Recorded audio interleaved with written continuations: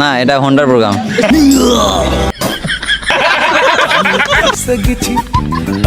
Facebook পেজের নাম safety উইজার, right? না না, কোশ্চেন আপনাকে দেবো, হচ্ছে কি আমাকে রং অ্যান্সার দিতে হবে, রাইট অ্যান্সার দিলে ডিসকোয়ালিফাই। রং অ্যান্সার দিব? জি, সবগুলো রং। সব রং প্রশ্ন উত্তর দেবো? জি জি ভিডিও শুরু হচ্ছে?